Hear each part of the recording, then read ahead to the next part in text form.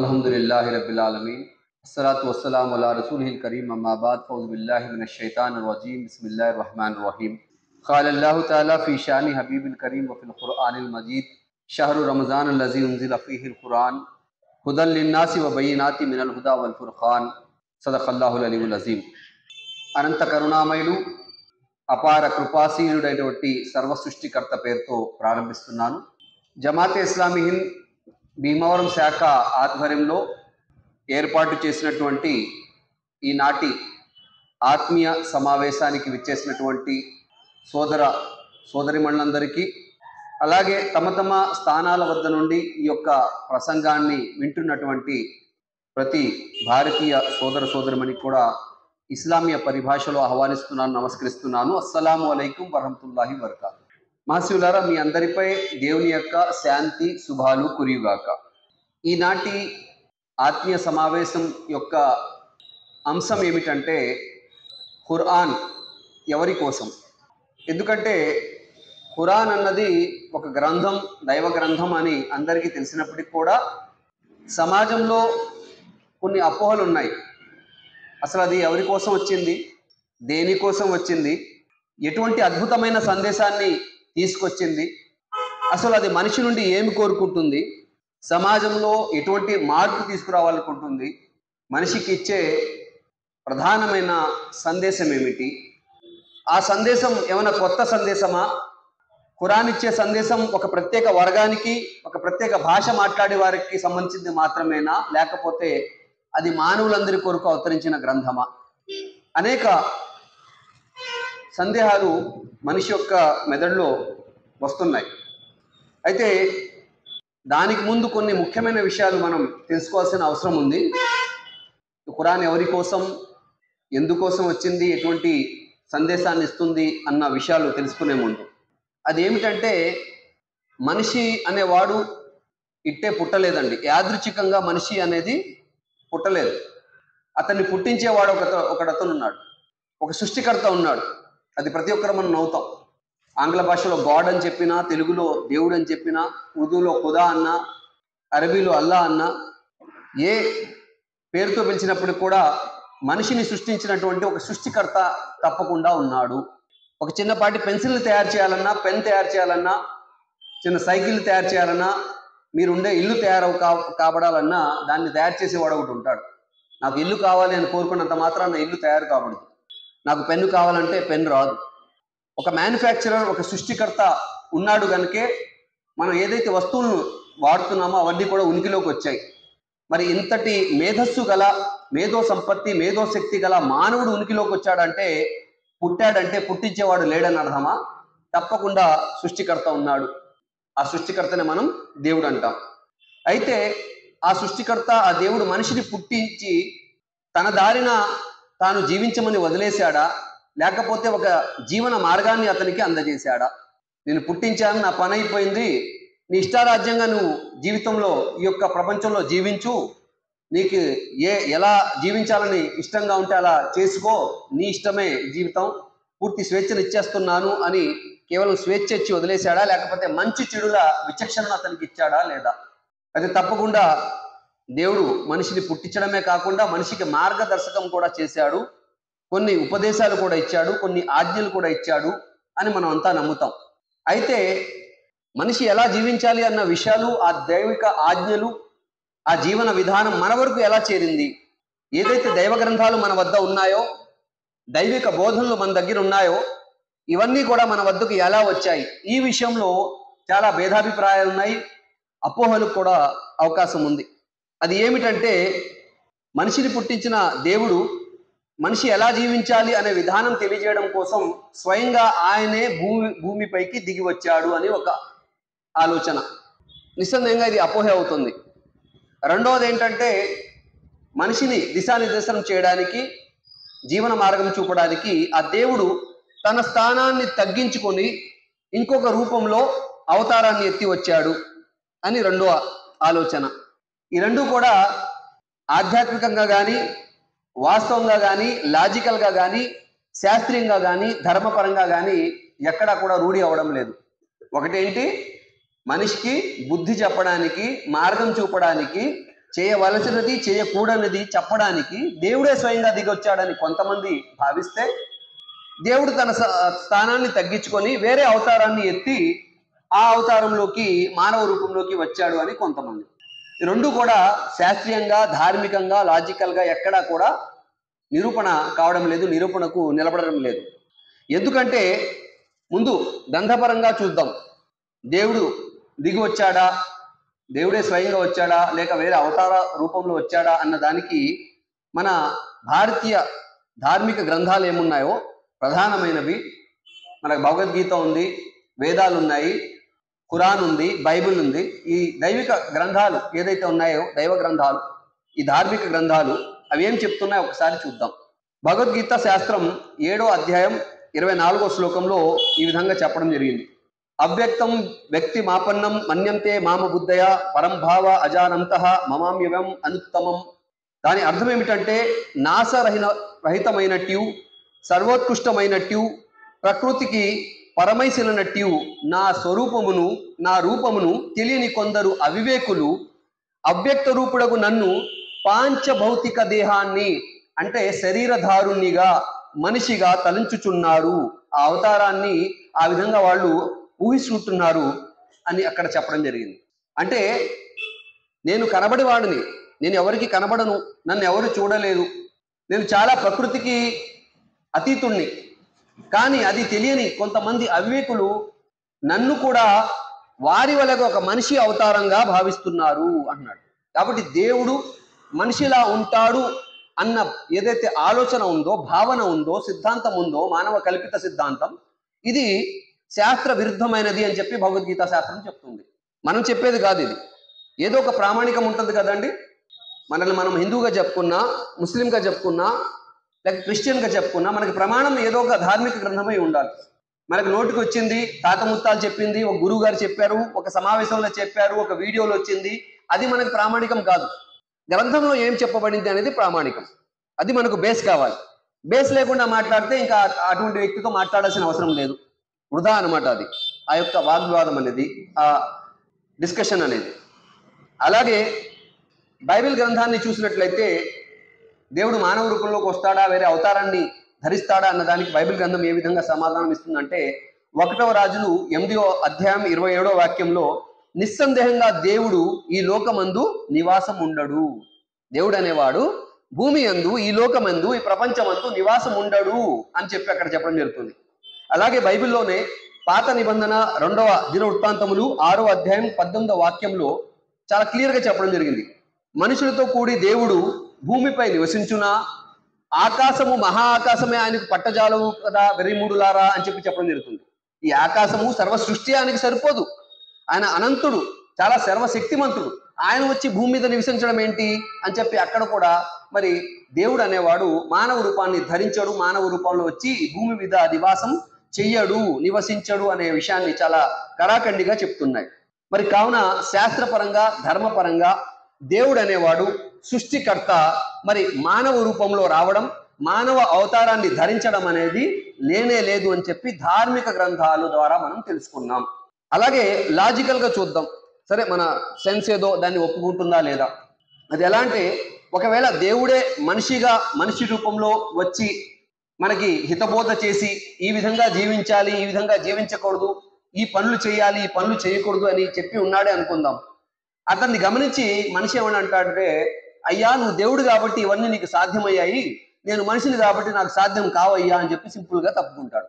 కాబట్టి మనుషుల్లోనే కొంతమంది సత్పురుషుల్ని ప్రవక్తగా ఎన్నుకొని వారికి మరి ఏ విధంగా మనిషికి ఉండే అన్ని బాధ్యతలు ఉంటాయి, ఆ బాధ్యతలను వారి భుజస్కంధాలపై మోపి వారి ద్వారా సమాజానికి ఒక మంచి సందేశాన్ని, ఆదర్శ జీవితాన్ని అందజేస్తారు. అయ్యో ఆయన ప్రవక్త కాబట్టి ఆయన వల్ల అయింది, మా వల్ల కాలేదు అని చెప్పడానికి ఉండదు. ప్రవక్త కూడా మనిషే, మనలాగే ఆయనకు కూడా బాధలు ఉంటాయి, బాధ్యతలు ఉంటాయి, ఆయనకు కూడా అనారోగ్యం వస్తుంది, ఆయన కూడా కష్టపడతాడు, ఆయనకు కూడా భార్య బిడ్డలు ఉంటారు, అన్నీ. ఆయన ప్రత్యేకం కాదు, అతీతం కాదు. కాబట్టి ప్రవక్తల ద్వారా మాత్రమే సందేశాన్ని అందజేశాడు.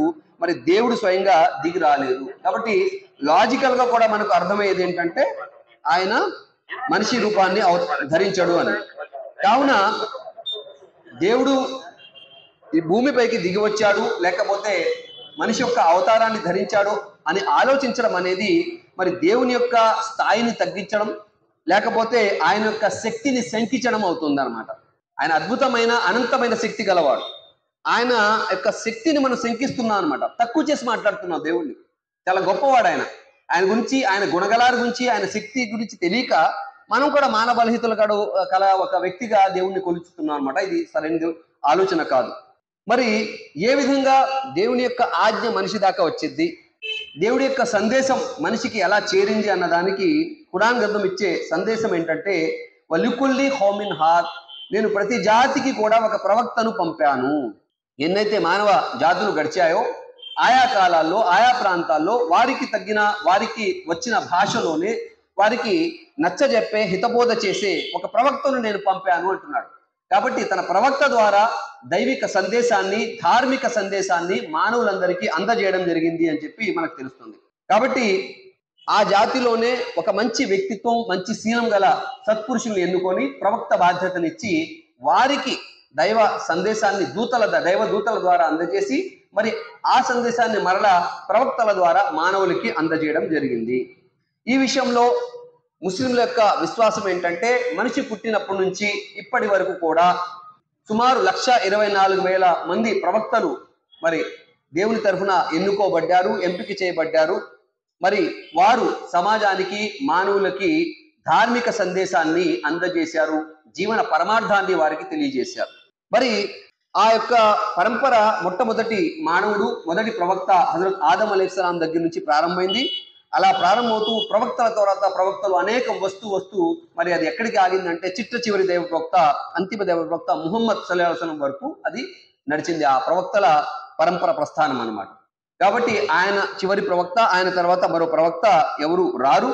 అలాగే వచ్చిన ప్రవక్తల మీద కూడా మరి చాలా గ్రంథాలు అవతరించాయి, చాలా సహీఫాలు వచ్చాయి, చాప్టర్స్ అవతరించాయి. ఆయా కాలాలకు తగ్గట్టుగా, ఆయా పరిస్థితులకు తగ్గట్టుగా దిశానిర్దేశనం దైవం తరఫున చేయడం జరిగింది. మరి అలా వచ్చిన గ్రంథాల పరంపరలోనే చిట్ట చివరి దైవ గ్రంథం ఏమిటి అంటే ఖురాన్.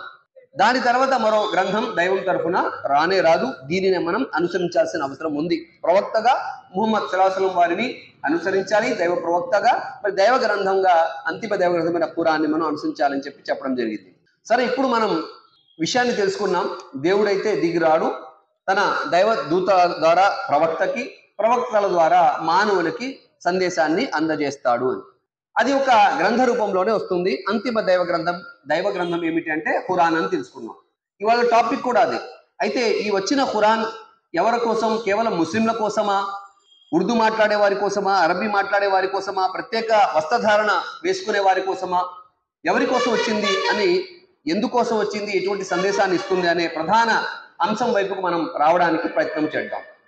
మరి ఖురాన్ అంటే ఏంటి అనే దానికి ఆన్సర్ ఏమిస్తుందంటే, అంతిమ దైవ గ్రంథం 2వ సూర 1-2 వాక్యాలు మనం చూసినట్లయితే, అలీఫ్ లామ్ మీమ్ జాలికల్ కితాబు లా రైబ ఫీహి హుదల్ లిల్ ముత్తఖీన్. ఇది నిస్సందేహంగా ఎలాంటి సందేహానికి, డౌట్ కి తావులేని దైవదత్త గ్రంథం. ఇందులో ఎటువంటి సందేహం లేదు. మరి ఇది ఎందుకు వచ్చింది అంటే, ఇది భయభక్తులు కలవారికి రుజుమార్గం చూపడానికి వచ్చింది. దేవుడితో ఎవరైతే భయపడతారో వారికి మాత్రమే ఇది రుజుమార్గం చూపగలుగుతుంది. అబ్బే నేనే దౌర్జన్యం చేస్తాను, నేనే అందరినీ భయపడతాను, నేనే రౌడీని, నేనే గూండాని అనుకుంటే వాడికి ఖురాన్, దైవ ధర్మం, దైవ గ్రంథం ఏమీ అర్థం కాదు. కాబట్టి చాలా షరతు విధించడం జరిగింది ఇక్కడ క్లియర్ గా. Who are eligible to understand the Quran. ఎవరు అర్థం చేసుకోకుండా ఈ దైవ గ్రంథాన్ని, ఈ ధార్మిక బోధనలు అంటే ఎవరైతే దేవుడితో ఎక్కువగా భయపడతారో, దైవ భక్తితో, దైవ భీతితో తమ జీవితాన్ని గడుపుతారో, ఎవరికి హాని చేయకూడగా తమ స్థాయిలో ఒకరికి లాభం చేకూరుస్తూ ఎవరైతే జీవితాన్ని గడపాలనుకుంటున్నారో, మనిషిగా పుట్టడమే కాదు మనిషిగా బ్రతకాలని ఎవరైతే కోరుకుంటున్నారో వారికి మాత్రమే దైవ గ్రంథాల ద్వారా లాభం చేకూరుతుంది తప్ప, నేను ఒక మనిషిగా పుట్టినప్పటికి కూడా నేను ఒక మృగంలా బతుకుతాను, నా ఇష్టానుసారం జీవితాన్ని నేను గడుపుతాను, నాకు చేతనైంది నేను చేసుకుంటూ ఉంటాను అని చెప్తే వారికి దైవ ధర్మం అనేది అర్థం కాదు. చాలా భారీగా అనిపిస్తుంటది అనమాట. ఇదేంటండి లేనిపోని తెచ్చారు, ఈ కాలంలో ఎవడు అమలు చేయగలడు, ఎవరు చేయగలడు అని చాలా మంది అనుకుంటుంటారు. కాబట్టి మనం ఒకరితో ఒకరు భయపడడం కాదు, అందరం కలిసి దేవుడితో భయపడాల్సిన అవసరం ఉంది. సుమారు 23 సంవత్సరాల కాలంలో దఫదఫాలుగా ఆయా పరిస్థితులకు తగ్గట్టుగా దైవ వాక్యాలు దైవవాణి వస్తూ ఉండగా 23 సంవత్సరాల ఈ యొక్క కాలంలో ఆ యొక్క వ్యవధిలో ఈ ఖురాన్ అవతరణ అనేది పూర్తి గావించబడింది. ఇది ఒక సంపూర్ణ జీవన విధానం, ఇదే జీవన మార్గంగా చేయడం జరిగింది అని చెప్పి దేవుడే స్వయంగా ఆ ఖురాన్ గ్రంథంలోనే సాక్ష్యం ఇవ్వడం జరిగింది. సూరే మాయిదా 5వ సూరాలో 3వ వాక్యంలో అల్లాహ్ తఆలా అంటున్నాడు, అల్యోమ అక్మల్తు లకుం దీనుకుం అత్మంతు అలైకుం నేమతి వరజీతు లకుం ఇస్లామ దీనా. నేను ఈరోజు మీకోసం మీ ధర్మాన్ని పరిపూర్ణం చేశాను, అది సమగ్ర జీవన వ్యవస్థగా దాన్ని అంగీకరించాను, అలాగే మీకోసం నా అనుగ్రహాన్ని పూర్తిగా నెరవేర్చాను, మీ శ్రేయస్సు కోసం, మీ లాభం కోసం, మీ ఇహపరాల సాఫల్యం కోసం ఇస్లాంను మీ జీవన మార్గంగా ధర్మంగా నేను ఆమోదించాను, ఆమోద ముద్రను వేశాను అంటున్నాడు. కాబట్టి ధార్మిక ఆధ్యాత్మిక జీవన మార్గాన్ని ఎవరైనా గడపాలనుకున్నట్లయితే వారికి ఈ దైవ గ్రంథం మార్గాన్ని చూపుతుంది అని చెప్పి చెప్పడం జరిగింది. మరి ఇస్లాం అంటే ఏదో ముస్లింల ధర్మం అనుకుంటాం, మరి ఆలోచనను మనం చాలా విస్తృతం చేసుకోవాల్సిన అవసరం ఉంది. అదేమిటంటే ఇస్లాం అనే దానికి సాధారణ అనువాదం అర్థం ఏమిటంటే అది శాంతి అని. కాబట్టి శాంతిని బోధించే ధర్మం. అలాగే ఇస్లాం అంటే దైవ విధేయత మార్గం, దైవానికి విధేయత చూపడాన్ని ఇస్లాం అంటారు. అది అరబీలో ఉంది కాబట్టి ఈ ప్రత్యేక వర్గానికి చెందిన ధర్మంగా మనం భావించుకుంటున్నాం.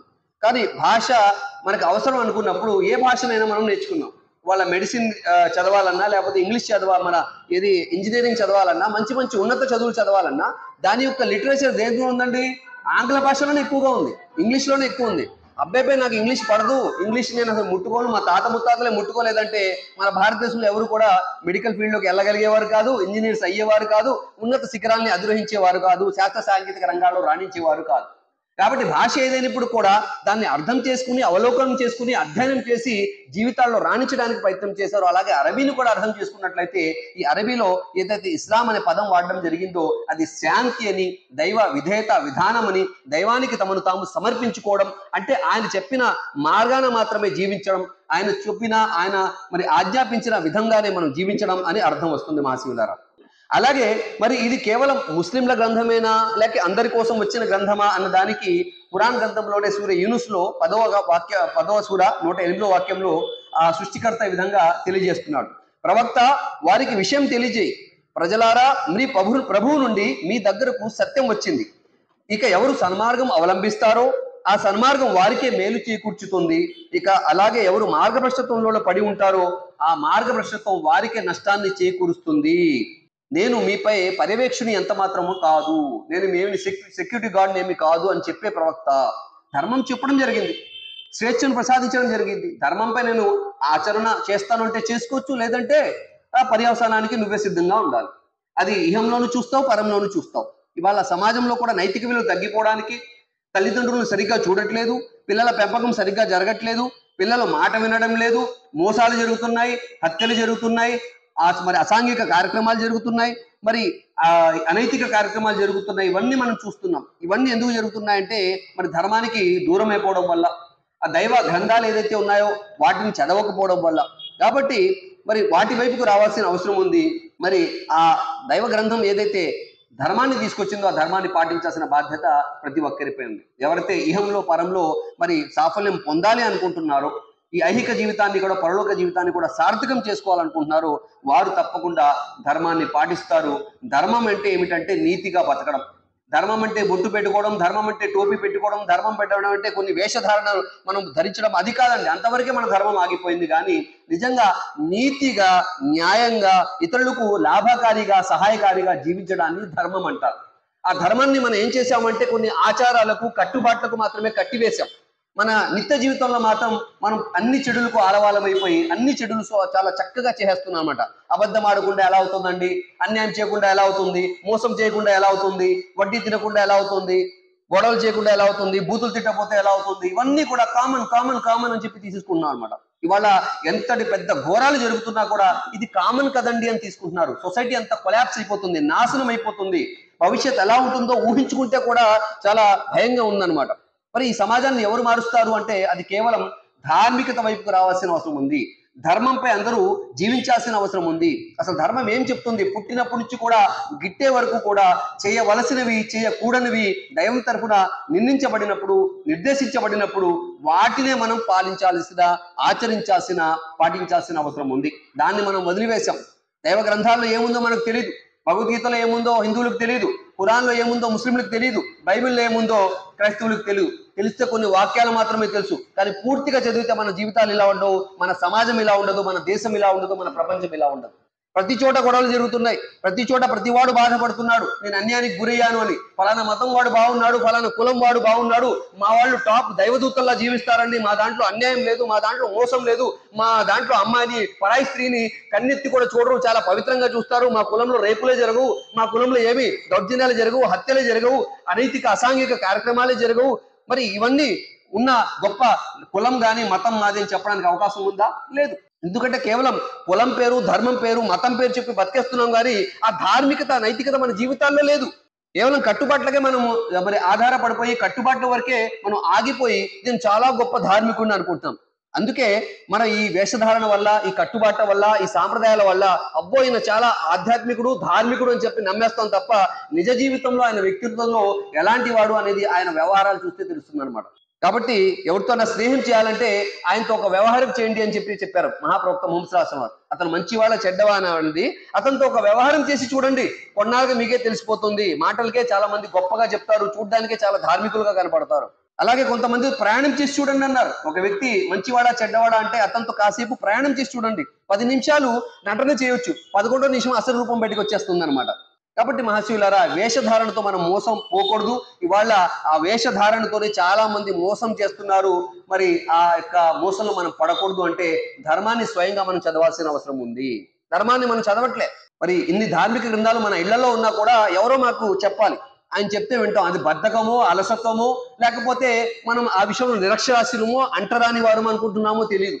ఆ ధార్మిక గ్రంథాలు రావయ్యా, నన్ను చదవయ్యా, నీ జీవితాన్ని సార్థకం చేసుకోవయ్యా, నిన్ను ముట్టుకోవద్దని, చదవద్దని, దీన్ని ఆచరించవద్దని ఎవడు చెప్పాడు అని స్వయంగా దేవుడు చెప్తుంటే అబ్బో మేము అపవిత్రులము, కొంతమంది మాత్రమే పవిత్రులు, వారే దాన్ని ముట్టుకోవాలి, వారే దాన్ని చదవాలి, వారే దాన్ని పాటించాలి, మేము మాత్రం అల్పులము, పాపులము అని చెప్పి ఇలా ఉండిపోతున్నాం. ఎప్పుడైతే పాపులు అనే ఆలోచన మన మనసులో వచ్చేసిందో ఇంకా పాపాలు చేయడానికి అవకాశం ఉంది, కానీ పుణ్యాత్ములుగా మారడానికి అవకాశం లేదు. దేవుడు అందరినీ పుణ్యాత్ములుగానే పుట్టించాడు. నీ యొక్క పుట్టుకతో నువ్వు పాపాత్ముడు ఏం కాదు. ఒకరు చేసిన తప్పుకు నువ్వు బాధ్యత వహించాల్సిన అవసరం లేదు. నీ తప్పుకి నీ బాధ్యత, నీ కర్మలకే నువ్వు లెక్క చెప్పుకోవాలి తప్ప ఇంకొకరి కర్మకు నువ్వు లెక్క చెప్పాల్సిన అవసరం లేదు. ఈ యొక్క తప్పుడు సిద్ధాంతం నుంచి, తప్పుడు భావజాలం నుంచి బయటికి వచ్చినప్పుడు మాత్రమే నిజమైన దేవుణ్ణి మనం పొందడానికి అవకాశం ఉంటుంది. ఒక రాష్ట్రానికి సీఎం వచ్చి, ఒక దేశానికి ప్రధానమంత్రి వచ్చి నీ ప్రాబ్లం ఏంటి చెప్పు నాకు అంటుంటే, అయ్యా మీకు నీతో డైరెక్ట్ మాట్లాడలేను, నేను అల్పుణ్ణి, అంటరాని వాడిని, మా ఎంఆర్ఓ గారికి చెప్పుకుంటాను, మా కలెక్టర్ గారికి చెప్పుకుంటాను అని అంట ఒక పిచ్చివాడు. సీఎంఏ వచ్చి, పిఎంఏ వచ్చి నీకేం కావాలయ్యా అని అడుగుతుంటే నేను ఎవరికో చెప్పుకుంటానండి, మీకు డైరెక్ట్ కనెక్ట్ అవ్వలేను అంటున్నాడంట.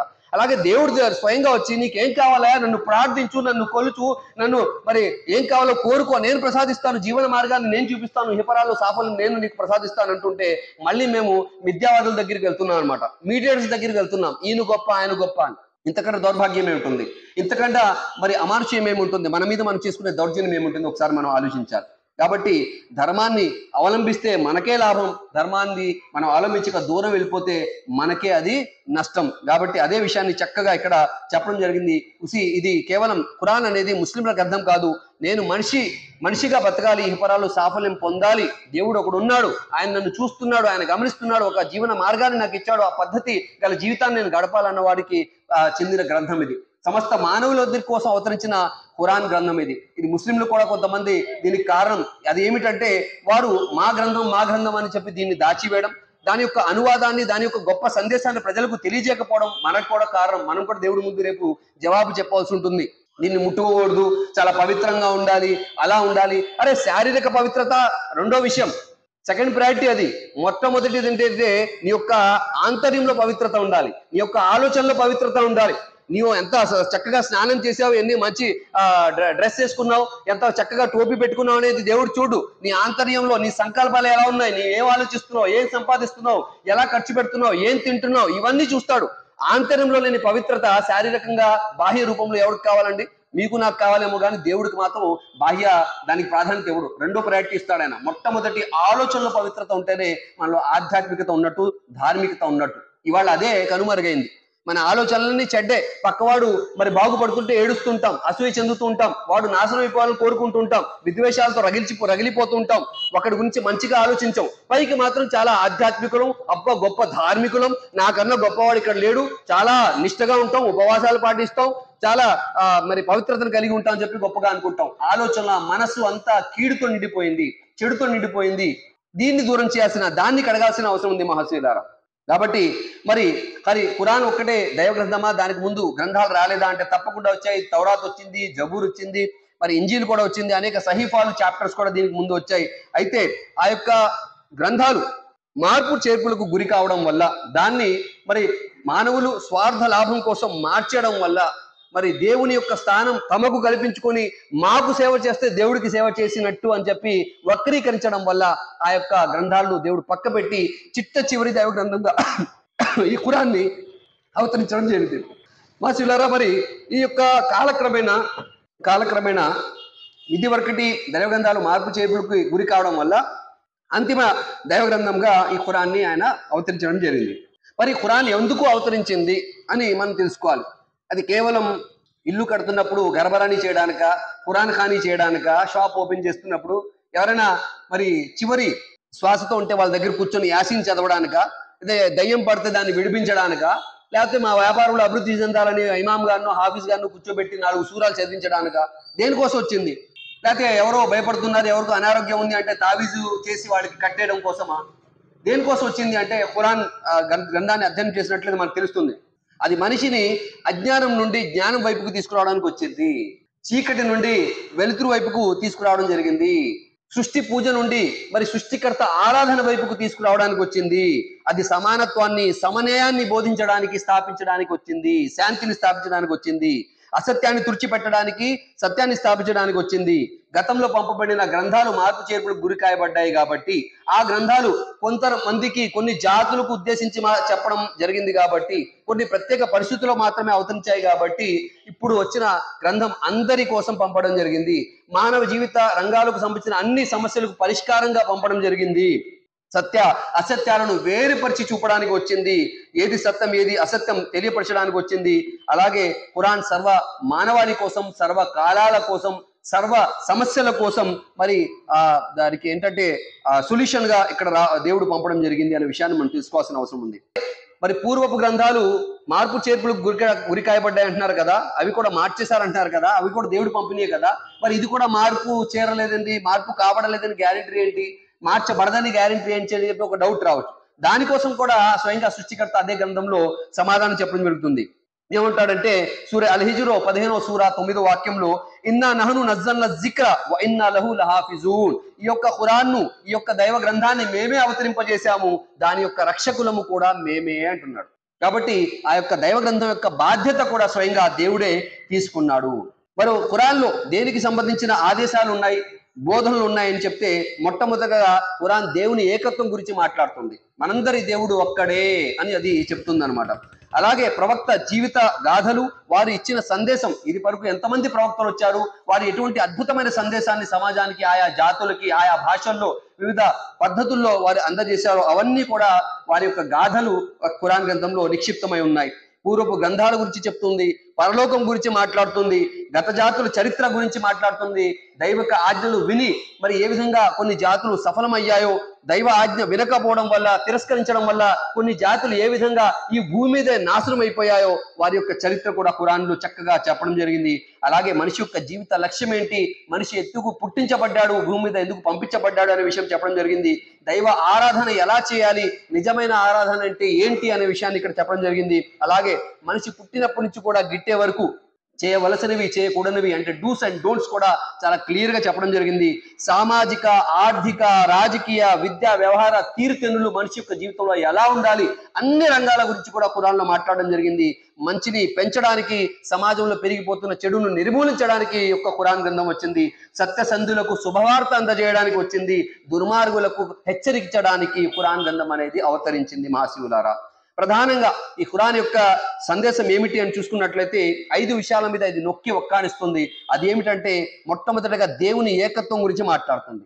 ప్రధానంగా దేవుని ఏకత్వం. రెండోది దైవ దౌత్యం, అంటే ప్రవక్తల గురించి, ప్రవక్తలు ఎందుకు పంపబడ్డారు, ఎంతమంది ప్రవక్తలు పంపబడ్డారు, వారు ఇచ్చిన సందేశం ఏంటి, వారు ఎటువంటి గొప్ప జీవితాన్ని గడిపారు, అవన్నీ కూడా చెప్తుంది. మూడోది పరలోకం గురించి చెప్తుంది అనమాట. ఈ ఇహలోకమే కాదురా, ఇక్కడే సర్వం అని చెప్పి ఒక మనిషి మృగంలా బతకరా, దేవుడు లెక్క తీసుకుంటాడు అనే భయపడుతూ జీవించు, ఒక మనిషిగా జీవించు, ఇతరులను ఎవరి కూడా నష్టపరచుకు అని చెప్పడానికి వచ్చిన గ్రంథం ఇది. అలాగే మానవ సమానత్వానికి చాటి చెప్పడం జరిగింది. ఒక కులంలో, ఒక మతంలో, ఒక ప్రాంతంలో పుట్టడం వల్ల నువ్వు గొప్పవాడు కాలేవు. నీ యొక్క ఉన్నత ఆదర్శ వ్యక్తిత్వం వల్ల మాత్రమే నువ్వు గొప్పవాడు అవుతావు. నీ వల్ల ఇతరులకు నష్టం జరుగుతుందంటే, నువ్వు ఏ మతానికి చెందిన వాడైనా నువ్వు చీడ పురుగు లాంటి వాడివే. నీ వల్ల లాభం జరుగుతుందంటే నువ్వు ఎక్కడున్నా కూడా నువ్వు గొప్పవాడివే దేవుడి దృష్టిలో అని చెప్పడానికి వచ్చిన అద్భుతమైన దైవ గ్రంథం ఈ ఖురాన్ గ్రంథం. అలాగే ఐదవది న్యాయాన్ని స్థాపించడానికి వచ్చిన గ్రంథం ఇది. న్యాయం లేకపోతే ధర్మం ఉండదు. కాబట్టి ధర్మం ఉండాలంటే మొట్టమొదటిగా మన జీవితాల నుండి, మన కుటుంబాల నుండి, మన వ్యవహారాల నుండి సమాజంలో, దేశంలో, ప్రపంచంలో కూడా న్యాయం అనేది స్థాపించబడాలి. మరి న్యాయం లేకుండా ధర్మం ఎంత పెరిగిపోతుంది, ఆధ్యాత్మికత ఎంత పెరిగిపోతుందని చెప్పినా కూడా దానివల్ల లాభం ఉండదు. ధర్మం మరి ఉంది, ధర్మం పెరుగుతుంది అంటే న్యాయం కూడా మనకు కళ్ళకు చక్కగా కనబడాలన్నమాట. కాబట్టి ప్రధానంగా ఈ 5 అంశాల మీద వచ్చింది అన్నమాట. కాబట్టి మొట్టమొదటిగా దేవుని ఏకత్వం గురించి మనం ఒకసారి ఆలోచిద్దాం. దేవుడు ఏకత్వం గురించి అది ఏం చెప్తుందంటే, అందరి దేవుడు ఒక్కడే, అందరికీ దేవుడు ఒక్కడే. ఆయన దేవుడు వేరే, అందరి దేవుళ్ళు ఒక్కడే అంటాం మనం. దేవుళ్ళు కాదండి, దేవుడు ఒక్కడే, సృష్టికర్త. సైంటిస్టులు కూడా అన్నారు దెర్ ఈజ్ ఎ పవర్ అన్నారు. పవర్స్ అనలేదు. దేవుడు అనే పేరు పెట్టకపోయినా ఒక శక్తి ఉంది, అద్భుతమైన శక్తి ఉందన్నమాట. అది నడిపిస్తుంది ప్రపంచాన్ని, సృష్టిని అని చెప్పారు. మరి అలాగే దేవుడికి పుట్టుక మరణాలు ఉండవు, సంతానం ఉండదు, మానవ బలహీనతలు ఉండవు అని చెప్పి ఖురాన్ గ్రంథం చెప్తుంది. దేవుడు అవ్యక్త రూపుడు, ఆయన ఎవరికి కనబడడు, అగోచరుడు. మానవులందరూ ఒకే ఆది జంట సంతానము. మనమంతా మొట్టమొదటిగా ఆది పురుషులు ఎవరైతే పుట్టించబడ్డారో వారి సంతానం అండి. కాబట్టి మనమందరూ కూడా వారి సంతానమే, మనమందరం కూడా ధార్మికంగా సనాతనమే. కాబట్టి ఫలానా మతమే సనాతనం చెప్పడానికి లేదు. మానవుడిగా పుడితే ప్రతి మానవుడు కూడా సనాతన ధార్మికుడే, సనాతన ధర్మానికి చెందిన వాడే, మరి దైవిక ధర్మాన్ని పాటించేవాడే.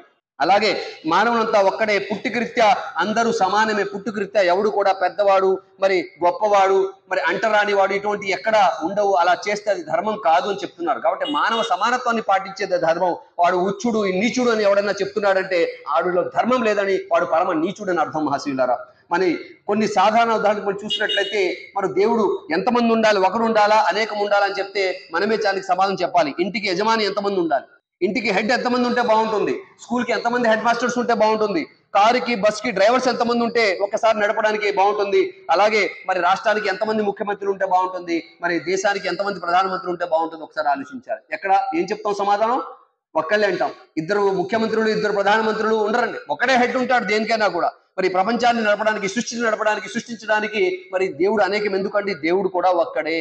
ఒక విషయాన్ని చేయడానికి ఒక మనిషి సరిపోతున్నప్పుడు ధర్మాన్ని ఒక సృష్టిని నడిపించడానికి కూడా దేవుడు ఒక్కడు సరిపోతాడని లాజికల్ గా కూడా మనకి ఆన్సర్ తెలుస్తుంది. సరే, ధార్మిక గ్రంథాల కోణంలో దేవుడు ఒక్కడా అనేకమా అనేది తెలుసుకుందాం. కేవలం ఖురాన్ కాదు, ఖురాన్ కొత్త సందేశాన్ని ఇవ్వడానికి వచ్చింది రాలేదండి. పాత సందేశాన్ని, మర్చిపోయిన పాఠాన్ని గుర్తు చేయడానికి వచ్చింది. మూలన పెట్టిన మరి ధార్మిక, ఆధ్యాత్మిక బోధనలు, ఆజ్ఞలు ఏదైతే ఉన్నాయో వాటిని దుమ్ము దులిపి ప్రజలకు మరలా గుర్తు చేయడానికి వచ్చిన అంతిమ దైవ గ్రంథం ఖురాన్. మరి ఆ ఖురాన్ గ్రంథంలో దేవుడి గురించి ఏం చెప్తుంది చూడండి. 2వ సూరా 163వ వాక్యంలో, వ ఇలాహుకుం ఇలాహు వాహిద్ లా ఇలాహ ఇల్లా హువర్ రహమాను రహీం. మీ దేవుడు ఒక్కడే, ఆ కరుణామయుడు, ఆ కృపాసాగరుడు తప్ప మరొక దేవుడు లేడు అని చెప్పి ఖురాన్ గ్రంథం చెప్తుంది. అలాగే సూర్య అల్ అంబియా 21వ సూర 22వ వాక్యంలో, ఒకవేళ ఆకాశంలో భూమిలో ఒక్క అల్లా తప్ప ఇతర దేవుళ్ళు కూడా ఉంటే అప్పుడు భూమి ఆకాశాల రెండిటి వ్యవస్థ చిన్న భిన్నమై ఉండేది. అల్లా అంటే అరబీ పదం అండి. అల్లా అంటే దేవుడు అనే, గాడ్ అనొచ్చు, ఏదన్నా పేరుతో పిలుచుకోవచ్చు. అక్కడ మరి ఏం చెప్పడం జరిగింది? ఒక్క దేవుడు తప్ప అనేక దేవుళ్ళు ఉన్నట్లయితే ఈ భూ వ్యవస్థ, ఆకాశంలో భూమిలో ఉన్న వ్యవస్థ అంతా చిన్న భిన్నంగా అయిపోయేది. మీ రూపం, ఆ ఒకడు దేవుడు సృష్టించుకున్న వ్యక్తుల రూపం వేరేగా ఉండేది. అతనికి ఒక 4 కాళ్ళు ఉండొచ్చు, 4 చేతులు ఉండొచ్చు. ఒకడు దేవుడు తన దాసుల్ని సృష్టించుకుంటే అతనికి 3 చేతులు ఉండొచ్చు. అందరికీ 2 చేతులు ఎందుకున్నాయి, 2 కళ్ళు ఎందుకున్నాయి, 2 కాళ్ళు, 2 చెవులు, ఇవన్నీ ఎక్కడ ఉండాల్సిన విధంగా అక్కడే ఉన్నాయి. ఆ శరీర భాగం ఏ పని చేయాలో అదే చేస్తుంది, ఎక్కడా మార్పు లేదు. అంటే మనందరినీ సృష్టించిన సృష్టికర్త ఒక్కడే అని మన జీవితమే, మన ఉనికి, మన శరీరమే సమాధానం చెప్తుంటే మనం అనేక దేవుళ్ళు అని చెప్తున్నాం. మహాశీలరా, ఇది సరైన పద్ధతి కాదు. కానీ ఖురాన్ దేవుడు ఒక్కడే అని చెప్తుంది. కేవలం ఖురాన్ ఒక్కటే చెప్తుందా? మరి ఖురాన్ పాత గ్రంథాలు ఏదైతే ఉన్నాయో, ఇతర దైవ గ్రంథాలు ఏదైతే ఉన్నాయో, ధార్మిక గ్రంథాలు, అవి కూడా ఏం చెప్తున్నా అదే ఇది ధృవీకరిస్తుంది, గుర్తు చేస్తుందని చెప్పాను. ఎలా గుర్తు చేస్తుందండి అని చెప్తే చూద్దామండి. హిందూ ధర్మ గ్రంథాల్లో దేవుని ఏకత్వం గురించి ఏం చెప్పడం జరిగింది? దేవుడు ఒకడా అనేకమా? చందోగ్య ఉపనిషత్ మరి చూసినట్లయితే 6వ అధ్యాయం 2వ దాంట్లో 1వ వాక్యంలో ఏకం యవద్వితీయం, ఆయన తప్ప రెండవ వాడు లేడు అని చెప్పడం జరిగింది. అలాగే ఋగ్వేదంలో కూడా చూసినట్లయితే ఏక ఇత్త ముష్టిహి, ఒక్కరు సాటి సమాని లేని వాడు ఆయన అని చెప్పి ఆయన గురించి చెప్పడం జరిగింది. అలాగే చందోగ ఉపనిషత్తులో చూసినట్లయితే మా చిరణ్య దిశంసత సకాయో మా విశంసత అని చెప్పడం జరిగింది. ఓ మిత్రులారా, ఆ ఏకైక దైవాన్ని ఆరాధించండి, అప్పుడు మిమ్మల్ని ఏ బాధ బాధించదు అని చెప్పి చెప్పడం జరిగింది. కాబట్టి దేవుడు ఒక్కడే అనే విషయాన్ని ఇక్కడ కూడా చెప్పడం జరుగుతుంది. సరే, బైబిల్ గ్రంథం దేవుని ఏకత్వం గురించి ఏం చెప్తుందో చూద్దాం. యోషేయాలో 46వ అధ్యాయం 9వ శ్లోకం వాక్యంలో చూసినట్లయితే దేవుడును నేనే, ఏ దేవుడను లేడు, నేను దేవుడను, నన్ను పోలిన వాడెవ్వడు లేడు అని చెప్పి కరాఖండన జరుగుతుంది. అక్కడ కూడా దేవుడు ఒక్కడే, నాలాంటి వాడు రెండో వాడు లేడు అని చెప్పి చెప్పడం జరుగుతుంది. రెండో విషయం, దేవుడు ఎవరి సంతానం కాదు, ఆయనకు సంతానం కూడా లేదు, ఆయన పుట్టలేదు, ఆయన పుట్టిస్తాడు, ఆయన మరణాన్ని ప్రసాదిస్తాడు, కానీ ఆయనకు మరణం లేదు అనే విషయాన్ని మనం తీసుకుంటే మరి ఇస్లాం ధర్మంలో మరి ఖురాన్ గ్రంథం ఏం చెప్తుందంటే కులు అల్లాహు అహద్ అల్లాహు సమద్ లమ్ యలిద్ వలం యూలద్ వలం యకుల్ లహు కుఫువన్ అహద్, ఇలా చెప్పి ఆయన అల్లాహ్ అద్వితీయుడు, అల్లాహ్ నిరపేక్షాపరుడు, ఎవరి ఆధారము అక్కరా లేనివాడు, అందరూ ఆయనపై ఆధారపడేవారే, ఆయన ఎవరి సంతానం కాదు, ఆయనకు ఏ సంతానము లేదు, ఆయనకు సరి సమానులు ఎవ్వరూ లేరు అనే విషయాన్ని మరి ఖురాన్ గ్రంథంలో చెప్పడం జరిగింది. హిందూ ధర్మం వెలుగులో చూసినట్లయితే భగవద్గీత 10వ అధ్యాయం 3వ శ్లోకంలో చూసినట్లయితే యోమామా జమనాదిం చవిత్తిలోక మహేశ్వరం అస్స మూఢస్స మర్తేశ సర్వ పాపై ప్రముచ్చతే అని చెప్పడం జరుగుతుంది. ఎవడు నన్ను పుట్టుకలేని వానిగా, అనాది రూపునిగా, సమస్త లోకములకు నియామకునిగా తెలుసుకుని కూర్చున్నాడు, అట్టివాడు సర్వ పాపముల నుండి లెస్సగా విడవబడుచున్నాడు అని చెప్తున్నారు. చూసారా, దేవుని ఏ విధంగా గుర్తు చేయాలంట, ఏ విధంగా గుర్తించాలి? దేవుణ్ణి ఇటువంటి గుణగణాలతో మనం కొలవాలి అంటే, నన్ను పుట్టుక లేని వాడిగా, అనాది రూపునిగా, సమస్త లోకములకు నియామకునిగా ఎవరైతే తలంచుచుతున్నారో, నమ్ముతున్నారో, విశ్వసిస్తున్నారో అట్టివాడు మాత్రమే సర్వ పాపముల నుండి లెస్సగా విడువబడుచున్నాడు, పుణ్యాత్ముగా మారుతున్నాడు అని చెప్పి భగవద్గీత శాస్త్రంలో చెప్పడం జరిగింది. అలాగే శ్వేత స్వతోపనిషత్తులో 6వ అధ్యాయం 9వ శ్లోకంలో ఆయనకు తల్లిదండ్రులు లేరు, ఆయనకు ప్రభువు లేడు, ఆయనకు గురువు లేడు, పోలిక లేదు, ఆయనే మూలం, ఆయనకు సంరక్షకుడు లేడు అని చెప్పి చెప్పడం జరిగింది. యోగ శిఖోపనిషత్తులో జననము మరణము అనే దోషం లేనివాడే శుభప్రదుడైన దేవుడు అని చెప్పి చెప్పడం జరిగింది. అలాగే భగవద్గీత 8వ అధ్యాయం 20వ వాక్యంలో సమస్త ప్రాణికోటి నశించునను తాను నశించక ఉండును, ఆయన మాత్రం నశించడు, ఆయనకు మరణం లేదు అని చెప్పి భగవద్గీత శాస్త్రం కూడా చెప్తుంది. అలాగే మరి దేవుని బైబిల్లో కూడా చూసుకున్నట్లయితే నిశ్చయంగా దేవుడి లోకముందు నివాసము చేయడు అని 1వ రాజుల్లో మరి చెప్పడం జరిగింది. మరి దేవుని పోలిన రూపం ఏదైనా ఉందా, ఆయన ఎవరైనా చూశారా అన్న దాని గురించి మరి ఖురాన్ గ్రంథం చెప్పిన విధంగానే వేరే గ్రంథాలు ఏం చెప్తున్నాయో చూద్దాం. ముందుగా ఖురాన్ గ్రంథం ఏం చెప్తుంది? ఎవరు చూపులు ఆయన్ని అందుకోలేవు, ఆయన మాత్రం అందరినీ చూస్తాడు, ఆయన చూపులు అందరినీ చేరుకోగలవు. మనం దేవుణ్ణి చూడలేము, ఎందుకంటే అంత శక్తి మన దగ్గర లేదు, కానీ దేవుడు తన శక్తితో మన అందరినీ కూడా చూడగలడు అని. అలాగే యావత్తు విశ్వవస్తులో ఆయన్ని పోలిన వస్తువు జీవి అంటూ ఏదీ లేదు అని చెప్పి 42 సూరాలు 11వ వాక్యంలో చెప్పడం జరిగింది. ఆయన లాంటి మరొక జీవి, మరొక అస్తిత్వం కానీ లేదు అని చెప్పి చెప్పడం జరిగింది. అలాగే హిందూ ధర్మం వెలుగులో చూసుకున్నట్లయితే నా తస్య ప్రతిమాస్తి యస్య నామ మహద్యస, యజుర్వేదంలో 32వ అధ్యాయం 3వ శ్లోకంలో దేవుణ్ణి పోలిన విగ్రహం ఏది లేదు అని చెప్పి చెప్పడం. దేవుడు ఇలా ఉంటాడు అని చెప్పడానికి ఎటువంటి ప్రతిమ, అస్థిమ, రూపం, ఒక ఇమేజ్, ఒక పిక్చర్ అంటూ ఏది లేదు అని చెప్పి అక్కడ చెప్పడం జరిగింది మహాశివులారా. అలాగే భగవద్గీత 7వ అధ్యాయం 24వ శ్లోకాన్ని మీ ముందు ఆల్రెడీ నేను చదివాను, దాని యొక్క భావం చెప్తున్నాను. నాసరహితమైనట్టు, సర్వోత్తమైనట్టు, ప్రకృతికి పరమై విలసిల్లినట్టు నా స్వరూపమును తెలియని అవివేకులు అవ్యక్త రూపుడకు నన్ను పాంచభౌతిక దేహము శరీర ఆకారము పొందిన వారిగా నన్ను తలంచుచున్నారు, నేను శరీర ఆకారాన్ని ధరించిన వాడని కాను, మీ చూపులు నా వరకు చేరవు అని చెప్పి అక్కడ చెప్పడం జరుగుతుంది. కాబట్టి ఎవరు కూడా దేవుడి రూపాన్ని చూడలేదు. నసుం దృశే తిష్టతి రూపమస్య నచుక్షష పశ్చతి కచ్చనైనం అని చెప్పడం జరిగింది. దేవుని రూపం ఇంద్రియాల పరిధిలో నిలవదు, కన్నులతో ఆయన ఎవరు చూడలేరు అని చెప్పి అక్కడ చక్కగా చెప్పడం జరుగుతుంది మహాశిలారా. అలాగే భగవద్గీత 9వ అధ్యాయం 4వ శ్లోకంలో ఈ సమస్త ప్రపంచం అవ్యక్త రూపుడకు చెప్పుటకు వీలుగాని రూపం నాచే వ్యాపించబడి ఉన్నది. ఇలా ఉంటాడు దేవుడు అని చెప్పడానికి వీలు లేని నా రూపంలో వ్యాపింపబడి ఉంది, దీన్ని నేను నడుపుతున్నాను అని చెప్పి ఇక్కడ చెప్పడం జరుగుతుంది. అలాగే బైబిల్ గ్రంథాన్ని చూసినట్లయితే ఏ మానవుడు దేవుణ్ణి ఎప్పుడు నువ్వు చూచి ఉండలేదు, 1వ యోహాను 4వ అధ్యాయం 12వ శ్లోకంలో. అలాగే యోహాన్లో 5:37 చూసినట్లయితే మీరు ఏ కాలమందైనను ఆయన స్వరం వినలేదు, ఆయన స్వరూపము చూడలేదు అని చెప్తుంది. అరే, ధార్మిక గ్రంథాలు ఒకటి చెప్తున్నాయి, మనం ఇంకోటి చెప్తున్నాం. అంటే ధర్మాన్ని మనం పాటించట్లేదు అనమాట. కొత్త ధర్మాన్ని మనం సృష్టించుకున్నాం, ధర్మాన్ని మనం వాడుకుంటున్నాం, ధర్మాన్ని మనం వ్యాపారంగా చేసామన్నమాట. నిజ ధర్మాన్ని చేస్తే ఇంకా వ్యాపారం ఆగిపోద్దని చెప్పి ఆ ధర్మం పేరు పెట్టి ఆ బొమ్మలు ఆ పుస్తకాలు అవి పెట్టి కొత్త ధర్మాన్ని మనం ఏంటంటే స్వార్థపూరిత ధర్మాన్ని సృష్టించుకొని లేనిపోని విషయాలు చెప్పి మనుషుల్ని మార్గభ్రష్టులు చేసేస్తున్నాం, దేవునికి దూరంగా తీసుకెళ్తున్నాం, దేవుడి పేరుతోనే ధర్మం పేరుతోనే. ఇంతకన్నా దారుణం ఏముంటుంది? కాబట్టి ఆధ్యాత్మికత ఎంత పెరిగిపోయినా కూడా సమాజంలో నేరాలు కూడా అంతే పెరిగిపోతున్నాయి. నిజ దైవాన్ని మనం పొందలేదు, నిజ ధర్మాన్ని మనం పాటించడం లేదు. కాబట్టి మహాశీలారా, ఈ కొన్ని సాంప్రదాయాలకు ఆగిపోవడం మంచి విషయం కాదు. అలాగే దైవ దౌత్యం గురించి ధార్మిక గ్రంథాలు ఏమంటున్నాయో చూసినట్లయితే ఇస్లాం వెలుగులో 13వ సూర 7వ వాక్యంలో ప్రతి జాతి కొరకు ఒక మార్గదర్శకుడు ఉన్నాడు అని చెప్పడం జరిగింది. కాబట్టి తప్పకుండా ప్రవక్తలు రావాలి, దేవుడు డైరెక్ట్ వచ్చి చెప్పడు అనే విషయాన్ని అక్కడ చెప్పడం జరిగింది. అలాగే ఓ ముహమ్మద్, నిన్ను మేము విశ్వకారుణ్యమూర్తిగా చేసి పంపాము అని చెప్పి కూడా ఖురాన్ గ్రంథంలో చెప్తుంది అనమాట. వమా అర్సల్నాక ఇల్లా రహమతల్ లిల్ ఆలమీన్. అలాగే హిందూ ధర్మ వెలుగులో చూసినట్లయితే యదా యదా హి ధర్మస్య గ్లానిర్భవతి భారత మనం చూస్తాం కదండి. మరి ఆ వాక్యంలో కూడా భగవద్గీత 4వ అధ్యాయం 7వ శ్లోకంలో ఓ అర్జున, ఎప్పుడెప్పుడు ధర్మము క్షీణించి అధర్మము వృద్ధి యుగించుండునో అప్పుడప్పుడు నన్ను నేనే సృష్టించుకుందును అని చెప్పడం జరుగుతుంది. ఇక్కడ అవతారం అని చెప్పడం జరిగింది. అవ ప్లస్ తార్ సంస్కృత పదం అనమాట. దాని యొక్క అర్థం ఏంటంటే ఒక మహాపురుషుని జననం చోటు చేసుకుంటుంది. ఒక మహాపురుషుడు ఎక్కడ దేవుడు ఎంపిక చేసి వారి ద్వారా ఎప్పుడైతే అధర్మం చెలరేగుతుందో ధర్మాన్ని స్థాపించడానికి దేవుడు ప్రయత్నం చేస్తాడు మహాశయులారా. అలాగే బైబిల్ వెలుగులో చూసినట్లయితే అతను దావీదు సంతానం నుండి దేవుడు తన వాగ్దానం చొప్పున ఇజ్రాయిల్ కొరకు రక్షకుడు యేసును పుట్టించెను అని చెప్పడం జరుగుతుంది. అలాగే యోహాను సువార్తలో 8వ అధ్యాయం 42వ వాక్యంలో నా అంతటా నేనే వచ్చి ఉండలేదు, ఆయన నన్ను పంపెను. అలాగే యోహానులోనే జీవము గల తండ్రి నన్ను పంపెను గనక నేను తండ్రి మూలంగా జీవించుచున్నాను అంటే ప్రవక్తగా ఆయన పంపబడ్డారు అని చెప్పి ఆయన స్వయంగా చెప్పడం జరుగుతుంది మహాశిల.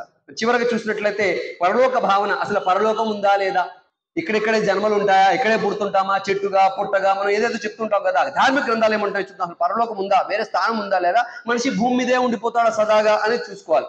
దీని గురించి ఖురాన్ గ్రంథం ఏం చెప్తుందంటే మీలో మంచి పనులు చేసే వారెవరో పరీక్షించి చూద్దామని ఆయన చావు బ్రతుకులను సృష్టించాడు అని ఖురాన్ గ్రంథం చెప్తుంది. 67వ సూర 2వ వాక్యం. అలాగే 3వ సూర 185వ వాక్యంలో చివరకు ప్రతి మనిషి మరణిస్తాడు, మీరంతా మీ పూర్తి ప్రతిఫలాన్ని ప్రళయం నాడు పొందుతారు, అక్కడ నరకాగ్ని నుండి కాపాడబడి స్వర్గంలో ప్రవేశపెట్టబడేవాడు మాత్రమే యథార్థానికి సఫలీకృతుడవుతాడు అనే శుభవార్తను అందజేయడం జరిగింది. అంటే పరలోకం ఉంది, ఈ ప్రపంచమే కాదు, ప్రతీది కూడా జతగా సృష్టించబడింది.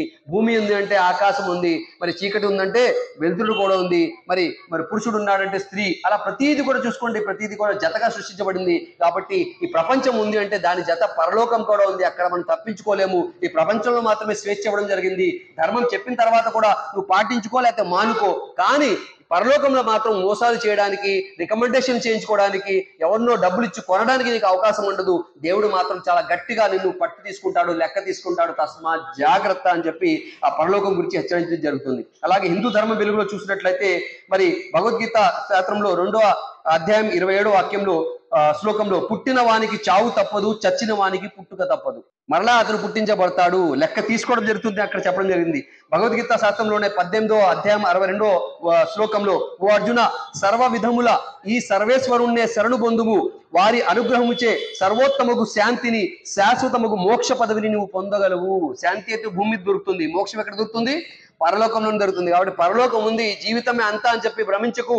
ఈ జీవితమే సర్వం, ఇక్కడే జీవించాలి, మనిషిలా మృగంలా జంతువులా బతికేయాలి, ఏ కోరిక ఉంటే ఆ కోరిక తీర్చేసుకోవాలి, లెక్క పద్ధతి నీతి వాయ వరుస ధర్మం ఏమీ అక్కర్లేదనుకుంటే నీలో ధర్మం లేదని, పరలోకాన్ని నువ్వు విశ్వసించడం లేదని, దేవుడిని నువ్వు విశ్వసించడం లేదు, దేవుడితో నువ్వు భయపడడం లేదని అర్థం. కాబట్టి మహాశివులారా, పరలోకం ఉంది అని చెప్పి మనం మరి నమ్మాల్సిన, దైవంతో భయపడాల్సిన అవసరం ఉంది. బైబిల్లో చెప్పడం జరిగింది. యోహాను సువార్త 20వ అధ్యాయం 10వ వాక్యంలో నా తండ్రియు మీ తండ్రియు, నా దేవుడును మీ దేవుడైనను వాని వద్దకు ఎక్కి పోవుచున్నాను అంటే పరలోకానికి నేను పోవుచున్నాను అని చెప్పి అక్కడ చెప్పడం జరిగింది. కాబట్టి పరలోకం ఉంది అని కూడా అక్కడ చాలా క్లియర్ గా మనకి ధార్మిక గ్రంథాల ద్వారా తెలుస్తుంది అనమాట.